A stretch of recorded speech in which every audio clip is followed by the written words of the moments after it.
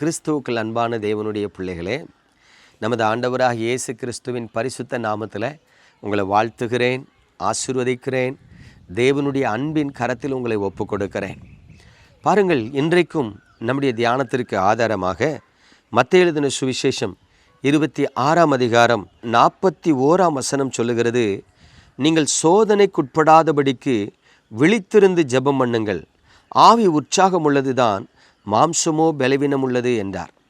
பிரியமானவர்களே, ஆவிக்குரிய வாழ்க்கையில் ரட்சிக்கப்பட்ட தேவ பிள்ளைகளாக இருந்தாலும் சரி, ரட்சிக்கப்படாத தேவனுடைய பிள்ளைகளாக இருந்தாலும் சரி, இந்த சோம்பேறித்தனம் என்பது எல்லோரிடத்திலும் காணப்படுகிறது. சில நேரம் தேவனுடைய பரிசுத்தவான்களாகி அவருடைய ஊழியர்களுக்குள்ளும் இந்த சோம்பேறித்தனம் காணப்படுகிறது. கடந்த வருஷத்தில் ஒரு அண்ணனை சந்தித்தேன். என்னை போல் அவர் ஊழியம் செய்து கொண்டிருக்கிற ஒரு நபர், மிகவும் மனம் ஒடிந்து சோர்ந்து போனவராக இருந்தார். நான் கேட்டேன், ஏன்னே டல்லாக இருக்கிறீங்கன்னே. அவர் சொல்கிறார், என் மனசாட்சி என்னை குத்திக்கிட்டே இருக்குது, நான் பெரிய தப்பு பண்ணிட்டேன் அப்படின்னார். என்ன தப்பு பண்ணினீங்கன்னே அப்படின்னு அவர்கிட்ட கேட்டேன். அப்போ தான் அவர் சொன்னார், தம்பி, ஒரு 2 நாளைக்கு முன்னாடி ஆண்டவர் என்கிட்ட சொன்னாங்க, உன் சொந்த ஊருக்கு போயிட்டு வா அப்படின்னு சொன்னாங்க. அங்கே ஒரு குறிப்பிட்ட நபரை காமிச்சு அவரை போய் பாரு அப்படின்னு சொன்னாங்க. அப்போ நான் நினச்சேன், அவரை போய் பார்த்து என்ன ஆக போகுது, சரி நமக்கு ஒரு சில வேலைகள் இருக்குது, அதையெல்லாம் முடிச்சுட்டு போகலான்னு நினச்சேன். ஆனால் நான் இடையில மறந்துட்டேன். ஆண்டவர் என்கிட்ட எங்கள் ஊருக்கு போய் இந்த நபரை பாருன்னு சொன்னதை நான் பிறகு பார்த்துக்கலாம் நினச்சேன். ஆனால் கடைசியில் மறந்துட்டேன். பார்த்துக்க, இன்றைக்கி கர்த்தர் என்கிட்ட சொல்லி 3ஆவது நாள் ஆயிற்று. எங்கள் ஊர்லேருந்து எனக்கு செய்தி வருது, எந்த நபரை கர்த்தர் பார்க்க சொன்னாரோ அவர் நேற்று இரவு தூக்கு போட்டு மரித்து போனார். இப்போ இவர் சொல்கிறார், என் மனது அடித்து கொள்ளுகிறது, நீ பாவியான மனிதன், பாவி பயலை, நீ போயிருந்தா ஒருவேளை உன் மூலமாக அந்த மனிதனுடைய மரணம் தடுக்கப்பட்டு இருக்கும். நீ அந்த மனிதனை போய் பார்த்து அவரிடத்தில் பேசி, கர்த்தர் என்ன உங்களை சந்திக்க சொன்னார்னு சொல்லி நீ அவருடைய காரியத்தை விசாரித்து ஜெபித்திருந்தால் ஒருவேளை இன்றைக்கு அந்த மனிதன் மரித்திருக்கிற மாட்டானே. உன்னுடைய சோம்பேறித்தனத்தினால் நீ நாட்களை தள்ளி போட்டதனால் இன்றைக்கு பார், ஒரு மனிதன் மரித்து போனான் என்று சொல்லி என் மனசாட்சி என்னை குத்தி வேதனைப்படுத்துகிறது என்று சொன்னார். ஆம், பிரியமான தேவனுடைய பிள்ளைகளே, ஆவிக்குரிய வாழ்க்கையில் சோம்பேறித்தனம் எந்த மனுஷனுக்கு வரும். நல்லா ஜெபிக்கிற சிறுவர்களுக்கு வரும், பெரியவங்களுக்கு வரும், யாருக்குனாலும் வரும். நல்லா கவனித்து பாருங்கள். ஆனால் இங்கே தேவனுடைய வசனம் சொல்லுது, நீங்கள் என்ன பண்ணணும், ஆவி உற்சாகம் உள்ளது, மாம்சம் பலகீனம் உள்ளது. அதனால் ஒரு நாள் சோர்வுக்கு சோம்பேறித்தனத்துக்கு இடம் கொடுக்க கூடாது. பிரியமானவர்களே, அதாவது ஆவிக்குரிய வாழ்க்கையில் நல்லா ஜெபிக்கிற தேவ பிள்ளைகள் சில நாள் என்ன நினைப்பாங்கன்னா, ஒரு நாள் ஜெபிக்கலைன்னா ஒரு பெரிய பாவமாய்யா, நான் டெய்லி ஜெபம் பண்ணுறேன், என்றைக்கோ ஒரு நாள் நான் ஜெபிக்கலை, அதை ஆண்டவர் பாவமாக எண்ணுவாரா அப்படின்னு என்கிட்ட நிறைய பேர் கேட்டிருக்காங்க. அப்போ நான் அவங்கள பார்த்து சொல்லுவேன், டெய்லி ஜெபிக்கிற நம்ம ஒரு நாள் ஜெபிக்காமல் இருக்கிறது பாவம் இல்லை. ஒரு நாள் ஜெபிக்கலைங்கிறதுக்காக கர்த்தர் நம்மளை கழுத்தை பிடிச்சி நெரிக்க போகிறது இல்லை. ஆனால் நல்ல கவனிங்க, எல்லாரும் யுத்தத்துக்கு போகும்போது தாவீது மட்டும் யுத்தத்துக்கு போகாமல் அரண்மனையில் இருந்தான். தப்பா? தப்பு இல்லை. அன்னைக்கு அவன் என்ன பண்ணான், தற்செயலாக எழுந்திரிச்சு அரண்மனையினுடைய உப்பரிகையில் நடக்கான். தப்பா? தப்பு இல்லை. அங்கேருந்து ஒரு குளிக்கிற ஒரு பெண்ணை பார்க்குறான். தப்பா? தப்பு. குளிக்கிற பெண்ணை பார்த்த உடனே மெல்ல அவனுக்குள்ளே பாவம் வருது. அது யார் விசாரிக்கிறான். பாவத்தில் விழுந்துட்டானா?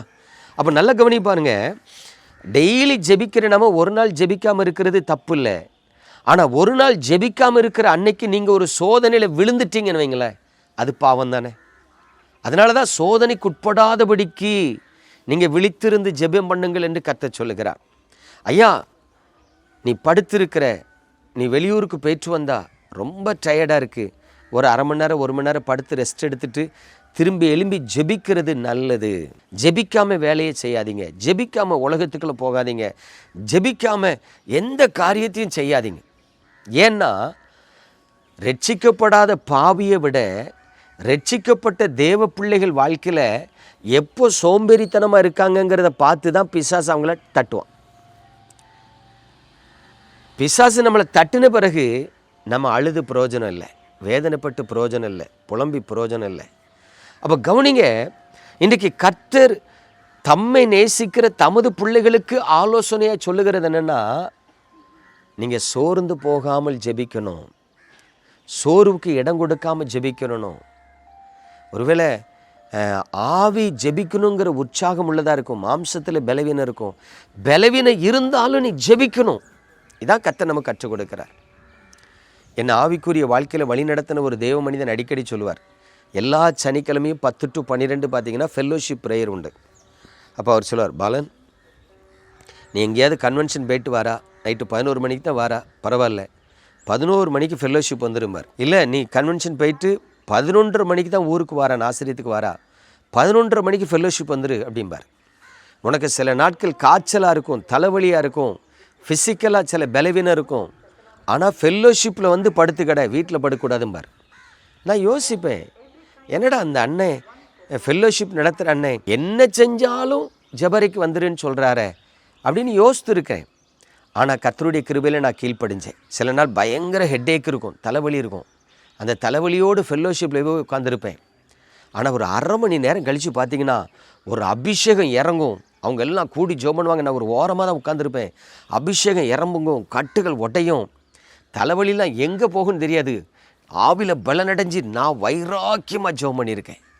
எனக்கு அன்பானவர்களே, உங்கள் தனிப்பட்ட வாழ்க்கையில் ஜெபத்துக்கு மட்டும் சோம்பேறித்தனத்துக்கு இடம் கொடுக்கவே கொடுக்காதீங்க.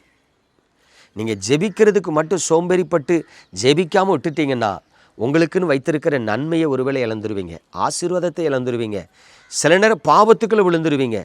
அது உங்களுக்கு துன்பமாக, துக்கமாக, வேதனையாக, கண்ணீராக இருக்கும்.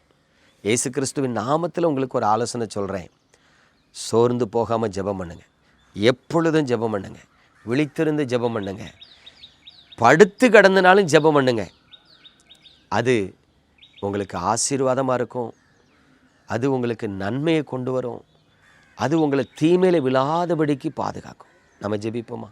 எங்கள் அன்பின் பரலோக தகப்பனே, பரிசுத்தமான இந்த நாளுக்காய் உமக்கு ஸ்தோத்திரம். உமது கிருபையின் கரத்தில் உமது பிள்ளைகளை தருகிறேன். நீரே ஆசீர்வதிக்கிறவர், நீரே தீமைக்கு எங்களை விலக்கி பாதுகாக்கிறவர்.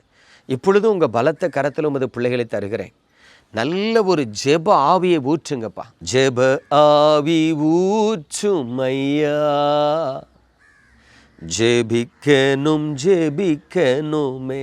ஆமாண்டவரே, உமது பிள்ளைகள் சோர்ந்து போகாமல் ஜெபிக்க கிருபை தாங்க, விழுந்து போகாமல் ஜெபிக்க கிருபை தாங்க, வஞ்சிக்கப்படாமல் ஜெபிக்க கிருபை தாங்க.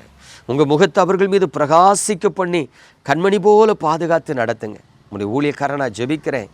யார் யார் என்னென்ன பலவீனத்தில் இருக்கிறார்களோ அவர்களை இப்பொழுதே உங்கள் நாமத்தில் விடுவிக்கிறேன், ஆசீர்வதிக்கிறேன். உங்களுடைய பிள்ளைகளின் வாழ்க்கையில் இருக்கிற பலவீனங்கள் மறைந்து போகட்டும், சஞ்சலங்கள் மறைந்து போகட்டும். எல்லா தீமைக்கு விலக்கி கண்மணி போல பாதுகாத்து ஆசீர்வதித்து நடத்தும். இயேசு கிறிஸ்துவின் அன்பின் நாமத்தில் பிதாவே, ஆமென்.